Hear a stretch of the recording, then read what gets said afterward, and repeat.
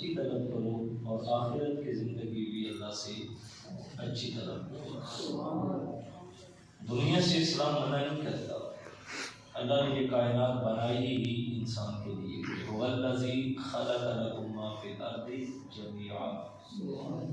اللہ فرماتا ہے جو کچھ بھی زمین و آسمان میں زمین میں ہے تمہارے لیے، یہ تمہارے لیے بنایا گیا، سورج تمہارے لیے، چاند تمہارے لیے، تاروں کی روشنی تمہارے لیے، ہواؤں کا چلنا تمہارے لیے، کائنات میں پھیلے ہوئے رنگ تمہیں نظارہ دینے کے لیے، یہ جانور تمہارے لیے ہیں، ان کا گوشت ہے، ان کا دودھ ہے، نظر کے نظارے کے سامان اس نے پیدا کیے، تو یہ سب کچھ تمہارے لیے۔ لہذا دنیا سے منع نہیں کیا گیا کہ آپ دنیا سے تعلق جوڑیں نا، آپ دنیا سے رشتہ جوڑیں نا، اچھا کھائیں، اچھا پئیں، اچھا پہنیں، گھر اچھا رکھیں، سواری اچھی رکھیں، اسلام اس سے منع نہیں کرتا، بلکہ جو بندہ محنت کرنے کا عادی ہے، محنت کرتا ہے، کماتا ہے، رزق حلال اپنے لیے جمع کرتا ہے، دن رات کا وہ ہوتا ہے، آپ جانتے ہیں کہ اسلام کی نظر میں، حضور کی نظر میں وہ پسندیدہ ہے اس شخص کے مقابلے میں جو کچھ بھی نہیں کرتا، فارغ بیٹھا ہوتا ہے، اس کے مقابلے میں وہ پسندیدہ ہے۔ اللہ کے محبوب علیہ السلام گزرتے ہی شخص سے ملاقات کرتا ہے، سلام ہوتی ہے، حضور اس کے ہاتھ کو پکڑ کے یوں مسلتے ہیں تو اس کے ہاتھوں پہ چھالے پڑے ہوئے تھے، حضور ہاتھ پھیر کے فرمائے جوان یہ کیا ہوا ہے؟ کہنے لگا حضور آپ کو پتہ ہے کہ میں محنت کرتا ہوں، کئی چلاتا ہوں، تو اس سے میرے ہاتھوں پہ چھالے پڑ گئے، اللہ کے نبی نے اس ہاتھ کو چوما ہے۔ محنت کرنے والا شخص اسلام کی نظر میں پسندیدہ ہے۔ حضرت عمر رضی اللہ تعالیٰ عنہ بیٹھے، ایک شخص آیا، آگے کہنے لگا کوئی ہے جو میری مدد کرے جہاد پہ؟ حضرت عمر کی نظر پڑی تو بولا کہ کہا جوان ادھر قریب آیا، ہاتھ سے پکڑ کے بٹھایا اور مجمع کی طرف دیکھ کے فرمایا کوئی ہے جس کو ضرورت ہو کسی نوکر کی؟ ایک انصاری آئے تھے، اٹھے اور کہنے لگے کہ مجھے کھیتوں میں کام کے لیے ایک بندہ چاہیے۔ فرمایا کتنی اجرت ہوگی؟ کہا اتنی دے دوں گا۔ کہا تھوڑی ہے اور بڑھا۔ اس نے اجرت بڑھا دی تو کہا ٹھیک ہے اس کو لے جا اور پاس رکھ اور کھیتوں میں کام کروا، اس کی اجرت جمع کر۔ وہ لے گیا، کام کرتا، کچھ دن گزرے تو انصاری پھر مدینے آیا، حضرت عمر سے ملاقات ہوئی تو آپ نے فرمایا اس مزدور کا کیا ہونا؟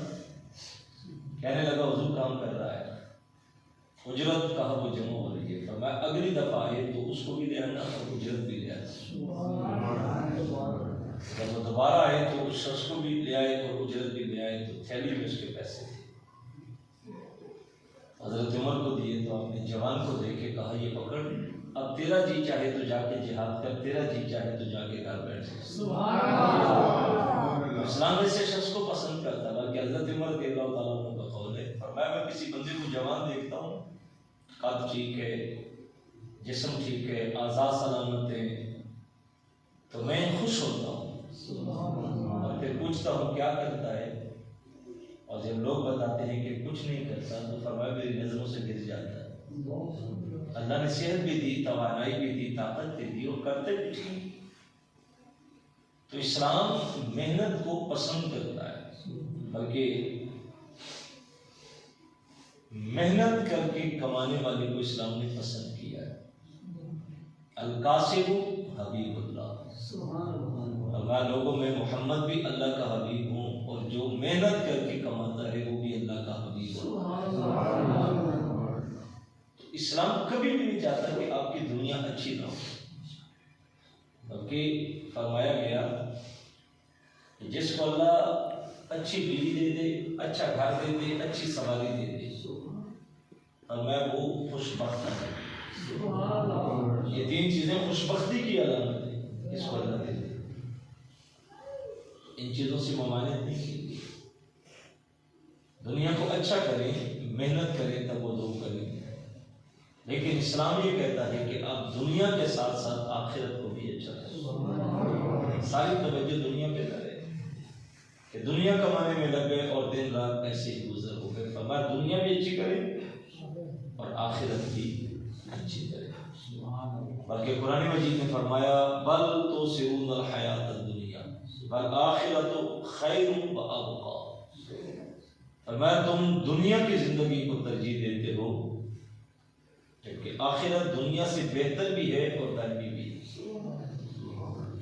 یہ دنیا ظاہری طور پہ اس کی حیثیت کچھ نہیں ہے، آخرت کے مقابلے میں تو بالکل ہی کچھ نہیں۔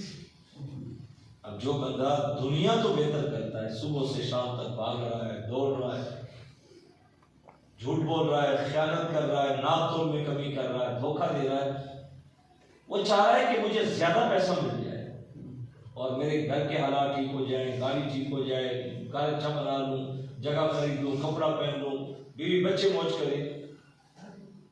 اس نے دنیا کو اچھا کرنا چاہا لیکن آخرت کو برباد کر دیا۔ یہ سودا نفع کا سودا نہیں، بلکہ دنیا میں دیکھیں جب یہ اعتقاد آپ رکھیں گے نا، جب بچہ ماں کے پیٹ میں ہوتا ہے 120 دن کا تو اس کا رزق لکھ دیا جاتا ہے، سبحان اللہ، ملے گا وہی جو لکھا ہوا ہے۔ حضرت ابو الحسن شاذلی علیہ رحمہ اللہ بزرگ ہیں، فرماتے ہیں دو چیزیں اپنی زندگی میں یقین کی حد تک پیدا کر لو، ساری زندگی تمہیں دکھ نہیں ہوگا، پریشانی کبھی نہیں آئے گی۔ کہا کون کون سی؟ فرمایا ایک تو یہ یقین رکھو کہ جو تمہارا مقدر لکھا ہوا ہے وہ تمہیں ہی ملے گا، سبحان اللہ، دوسرا نہیں ملے گا۔ اور ایک یہ یقین رکھو کہ جو کسی کا مقدر ہے وہ تمہیں نہیں ملے گا، الٹی چلاکے بھی لگاؤ گے تو نہیں، تمہارا کوئی لے نہیں سکتا اور کسی کا تم لے نہیں سکتے۔ بتائیے جب یہ یقین پیدا ہو جائے تو زندگی کتنی آسان ہو جاتی ہے، کتنے دکھ ختم ہو جاتے، کتنی پریشانیاں ختم ہو جاتی، سب دردی اتر جائے گا۔ دکان کھولی ہے، گاہک آ رہے ہیں، اذان کی آواز کانوں میں پڑی، مارکیٹ گرم تھی، بازار گرم تھا، رش لگا تھا، خیال آیا اذان ہو گئی ہے، پھر خیال آیا اتنے گاہک ہے، نماز پڑھنے جاؤں گا تو گاہک تو ساتھ والی دکان پہ چلا جائے گا۔ لیکن جب یہ فکر پختہ ہو گئی کہ جو میرا مقدر ہے وہ مجھے ہی ملے گا، کسی اور کو نہیں ملے گا، قدم خود بخود اٹھتے ہیں مسجد کی طرف، دکان نیچے شٹر اور مسجد میں چلا، تسلی سے نماز پڑھ، کیونکہ اس کو یقین ہے کہ واپس جاؤں گا، جو میرے مقدر کا رزق ہوگا اللہ پھر بھیجے گا اور مجھے ہی ملے گا۔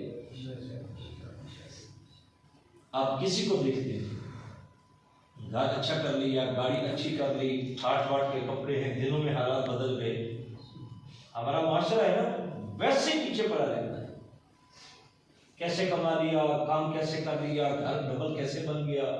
لوگ کہتے ہیں جی حلال میں تو پیٹ بھی نہیں گزارا نہیں ہوتا تو یہ مکان کھڑے کیے جا رہا ہے تو کہاں سے لے رہا ہے؟ دوسرا کہتا ظاہر ہے کوئی ہیر پھیر کرتا ہی ہوگا، حلال سے تو کام نہیں چلتا۔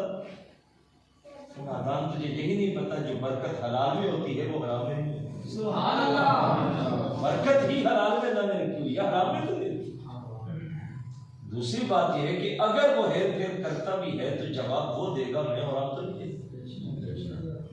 ہم بغیر کسی وجہ کے ٹینشن لے کے بیٹھے، سارا دن چوک پہ بیٹھ کے بحث کر رہے ہیں، پٹے پہ بیٹھے بول رہے ہیں، آدھی رات تک اس فکر میں ہے کہ بندہ کیسے کما رہا ہے۔ بھائی جان سے کما رہا ہے، جواب وہ دے گا۔ میں اور آپ اگر غلط سوچیں گے تو ہم بھی مجرم ٹھہریں گے، ہمیں ضرورت نہیں اس کی ٹومے لگے گی۔ ہمیں سیدھا سا قانون قرآن نے دیا، یا ایھا الذین آمنوا علیکم انفسکم، اے ایمان والو سب سے پہلے اپنی فکر کرو، اپنے بارے میں سوچو۔ میں اپنا جواب دے ہوں، آپ اپنے جواب دے ہیں، میں زندگی آپ پہ سوچ سوچ کے گزار دوں گا تو نادانی ہوگی، آپ مجھ پہ گزار دیں گے تو نادانی ہوگی۔ جو مقدر میں لکھا ہے وہ آپ کو ملے گا، جو نہیں ہے وہ نہیں ملے گا۔ میرے استاد گرامی فرماتے ہیں جب یہ یقین پختہ ہو جاتا ہے نا تو پھر بندے کو کچے مکان میں بھی زندگی کا لطف آتا ہے، سبحان اللہ، مکان چھوٹا سا ہے، کچا ہے، لیکن یہ یقین پختہ ہے کہ اللہ نے میرے مقدر میں یہی لکھا ہے۔ اب اکڑن ختم ہو گئی، جلن ختم ہو گئی، دائیں بائیں دیکھ کے جو اٹھتا تھا وہ ختم ہو گیا. اس کو پتا اللہ نے یہی دیا، فرمایا وہ 2 مرلے کا مکان بھی بنگلہ لگتا ہے، زندگی کا حسن اس میں بھی ملتا ہے. تو دنیا کو اچھا ضرور کریں لیکن آخرت پہ نظر ضرور رکھیں. دنیا تو اچھی کر لی لیکن آخرت برباد ہو گئی. تو یہ سودا خسارے کا سودا ہے، یہ فائدہ بخش نہیں. دنیا مشکل بھی ہو کوئی مسئلہ نہیں، گزر ہی جائے گی. اصل تو آخرت ہے، ہم نے اس کو بہتر کرنا ہے. اور جب تک وہ بہتر نہیں ہوگی یہ دنیا جتنی مرضی کر لے. اور یہ بھی ذہن میں رکھیں کہ یہ جو چند سال زندگی کے دیے گئے ہیں، 40 سال ہیں، 50 سال ہیں، 60 سال ہیں، 70 سال ہیں، 100 سال ہیں، اسی دنیا کی زندگی میں رہ کے دنیا کو بھی اچھا کرنا ہے اور آخرت کو بھی انہی سالوں میں بہتر کرنا ہے. سبحان اللہ. یہ نہیں کہ یہاں ہیں تو یہ بہتر ہوگی، وہاں چلے جائیں گے تو اس کو بہتر کریں گے، ایسا نہیں. یہی زندگی جو دی گئی اسی میں سب کچھ ہی کرنا ہے.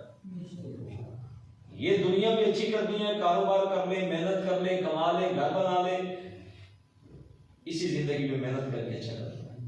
اور اسی زندگی میں محنت کر کے آخرت کو بھی اچھا یہی بیٹھ کے کرنا ہے. وہاں جا کے ٹائم نہیں ملے گا.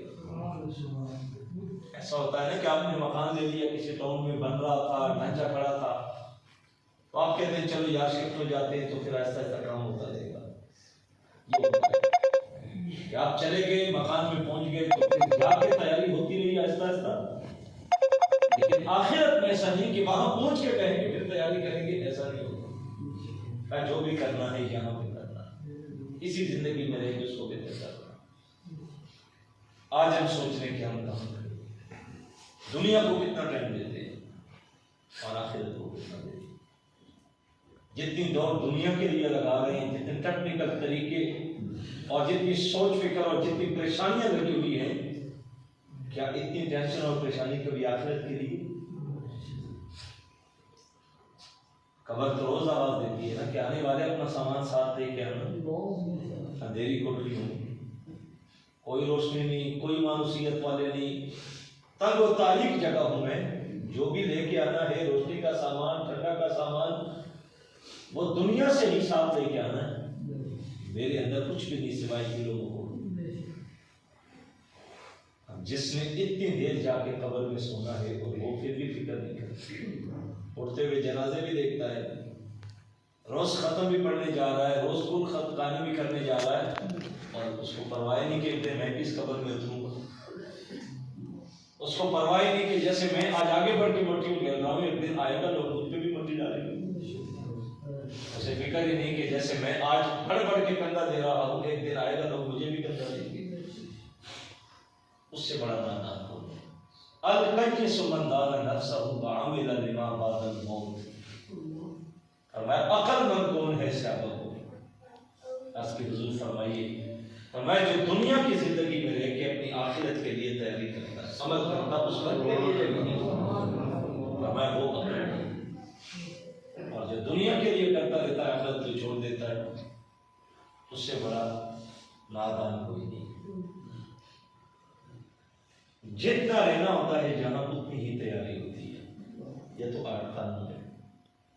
آپ سفر پہ جا رہے ہیں، اسلام آباد جا رہے ہیں، آپ گھومنے پھرنے چلے گئے، بری چلے گئے، کشمیر چلے گئے، ناران کغان چلے گئے، سوات چلے گئے. آپ کو پتا ہے کہ یار یہ جمعہ ہفتہ اتوار ہے، 3 دن 4 دن کے لیے جا رہے ہیں، تو کیا سارا گھر کا سامان پیک کریں گے؟ بھائی آپ 2 3 4 سوٹ لے لیں گے موسم کے حساب سے. کوئی جرسی لے لی، کوئی کوٹ لے لیا، کوئی جرابیں لے لی، کوئی چادر لے لی. جتنے دن ٹھہرنا ہے بھائی، جانے میں اتنا خرچہ ہے، وہاں اتنے دن رہیں گے، ہوٹل اتنے کا، کھانا اتنے کا، واپسی اتنے کا، تو چلو یہ پیسے ساتھ لے لیتا ہوں. بینک سے سارے نکلوا کے تو ساتھ نہیں لے کے جائیں گے، سارے گھر کا سامان تو نہیں اٹھائیں گے. جتنے دن ٹھہرنا ہے سامان اتنا ہی لے کے جانا ہے. یہ اصول ہے. تو پھر ہمیں پتا ہے کہ ہم نے دنیا میں کتنا رہنا ہے اور آخرت میں کتنا رہنا ہے. تیاری تو اتنی ہونی چاہیے نا. میرے استاد یہ گرامی فرماتے ہیں کہ میں نیا گھر میں گیا ایک ساتھی نے دعوت کی تو ایک چھوٹا سا علاقہ تھا تو ہم وہاں چلے گئے. ایک کمرہ تھا تو وہاں وہ جوان تھا، اس کے ساتھ 8-10 لوگ تھے. تو بڑا ویل تھا یہاں سے، تو اس کو میں نے دیکھا تو میں نے کہا کہ آپ اس کمرے میں رہتے ہیں اتنے لوگ؟ کہنے لگا ہاں جی بس ٹائم گزارنا ہوتا ہے. تو تھوڑا سا تعجب کیا تو کہنے لگا کہ آپ نے اگر میرا ٹھاٹ پاٹ دیکھنی ہے نا تو جا کے آپ منڈی بابرگی دیکھیں، اچھی کوٹھی بنا رکھی ہے، گاڑی ہے، بہترین زندگی ہے. یا تو ہم چند سالوں کے لیے آئے ہیں پیسے کمانے کے لیے، کوئی اصل دیش تھوڑی ہے ہمارا، وقت ہی گزارنا ہے نا. تو ایک ہی کمرے میں سارے لے لیتے ہیں، کمائی کرتے ہیں، کاروبار کرتے ہیں، اصل پیسہ وہاں بھیجنے جہاں ہمیں جانا ہے. اور اگر ٹھاٹ پاٹ دیکھنی ہے، رہن سہن دیکھنا ہے تو وہاں جا کے دیکھیں ہمارا. حضرت فرماتے میں نے اسے کہا بیٹا یہی تو میں سمجھانے آیا ہوں، جہاں جتنی دیر ٹھہرنا ہوتا ہے تیاری اتنی کرنی پڑتی ہے. بھائی رہنا 40 سال ہے، 35 سال ہے، چڑھتی جوانی میں جانا ہے اور لگے ہوئے یوں ہیں جیسے یہاں سے کبھی جانا ہی نہیں.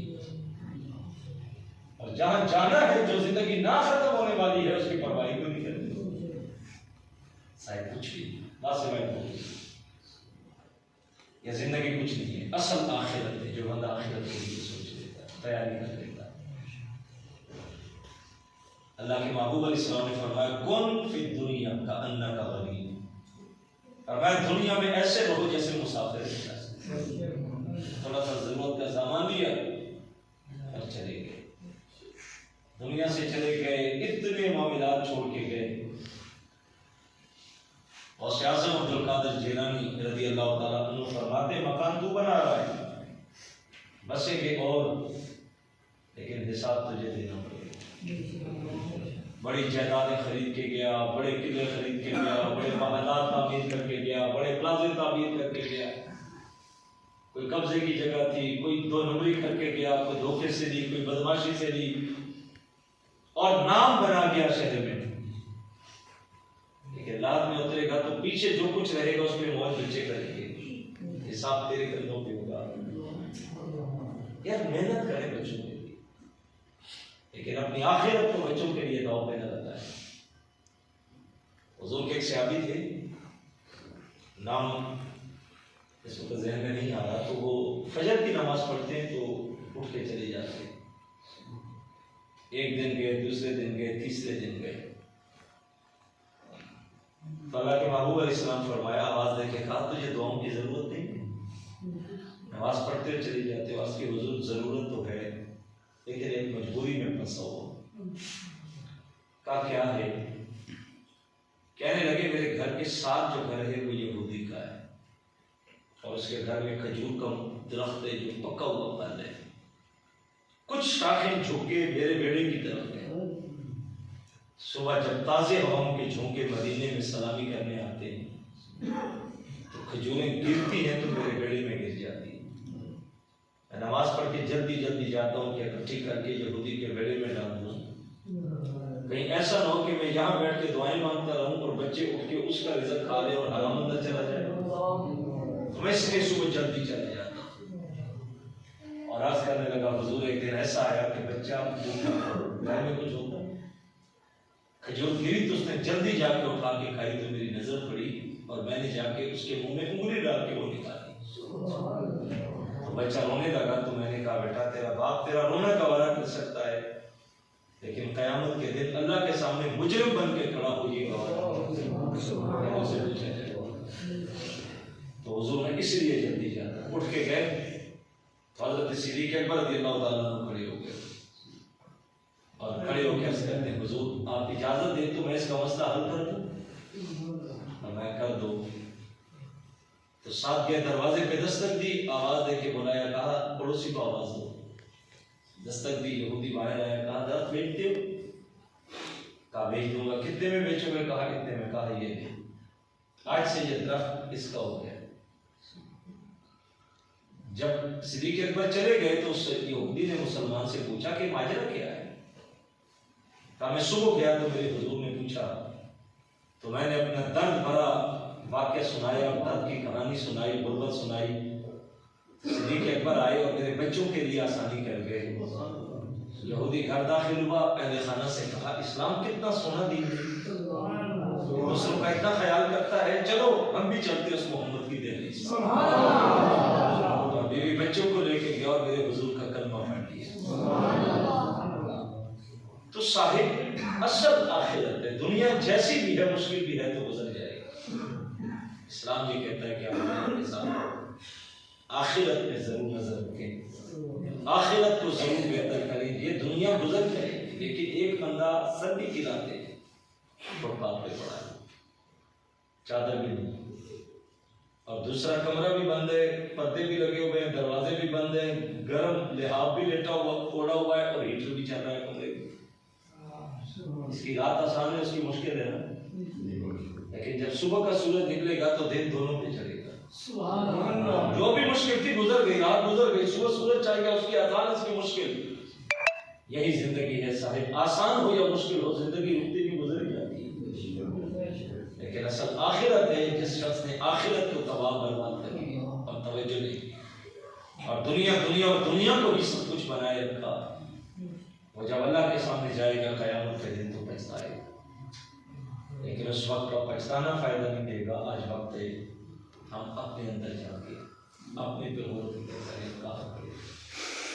شاید تقریب گھنٹوں کی بھی یہی ہے اور لمحوں کی بھی یہی ہے۔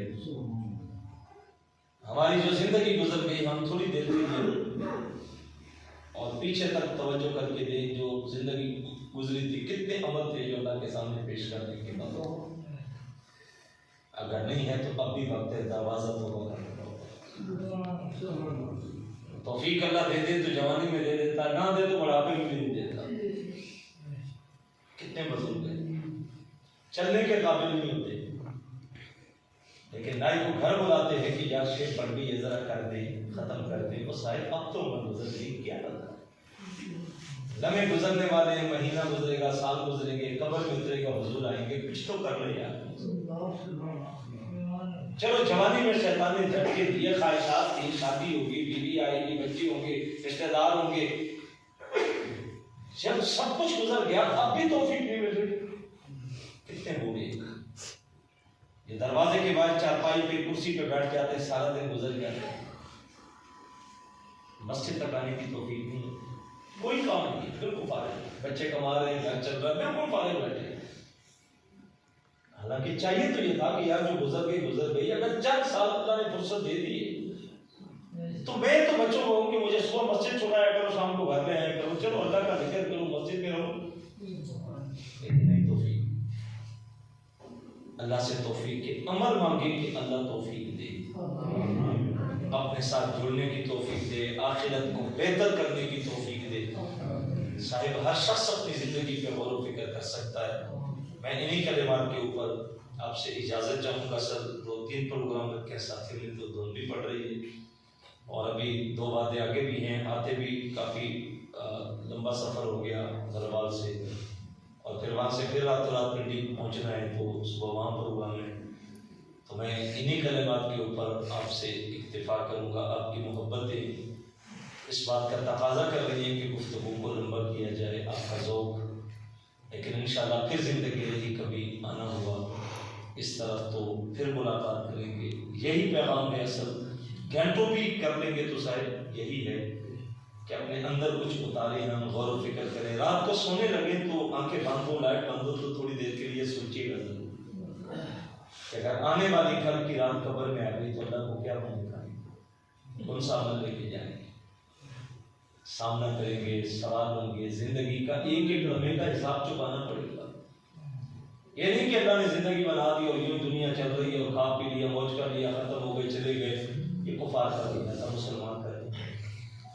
مسلمان آخرت پہ یقین رکھتا ہے، اس کو پتا ہے کہ اللہ کا سامنا کروں گا، اس کو پتا ہے قبر میں اتروں گا تو آگے پوچھنا ہے من ربوں کا، ما دینوں کا، ما کنت تقول فی کیا آدم رجل، پوچھیں گے بتا پچھلی راتیں کہاں گزار کے آئے۔